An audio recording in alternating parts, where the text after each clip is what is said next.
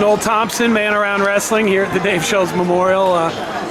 Wearing your USA outfit, which is great because there you are. But we also have a connection with one of our growing and popular clubs, the Titan Mercury Group. Talk a little bit about your involvement with them and what the potential future is for that place. Absolutely. A great man in wrestling. Andy Barr started Titan Mercury in 2012. We're a club that sponsors two different styles. We do have some guys that do freestyle and Greco, but the goal of Titan Mercury is obviously to put people on the Olympic podium and continue to infuse capital and energy into the sport of wrestling all over the United States.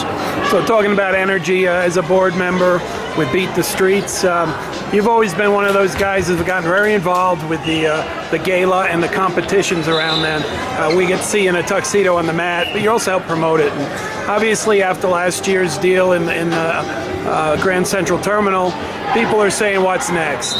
Any idea? Are you guys getting organized? Yeah, well, I think this year we're going to go back to Times Square, so we're going to go back to the crossroads of the world.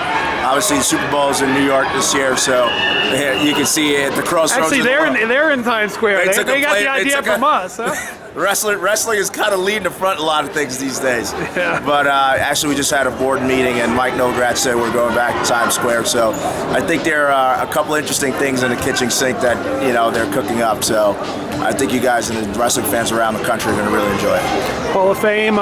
You're one of their executive board members. You're important in being part of the decision process for the history of our sport. Talk about why it's so important to have a strong Hall of Fame in wrestling. Oh, preserving our history is everything, right? Without our history, we don't know where we're going. And we just have some very talented leadership on the board of the Hall of Fame. And Hall of Fame is run by Leroy Smith, who's one of the best executive directors in the country. And we're doing a good job of making sure preserving that history, and not only preserving it, innovating for the future. Our inclusiveness, our ability to generate great leadership, and you're going to see a lot more things to come for wrestling in terms of the Hall of Fame in the near future. You made a commitment to our women's program.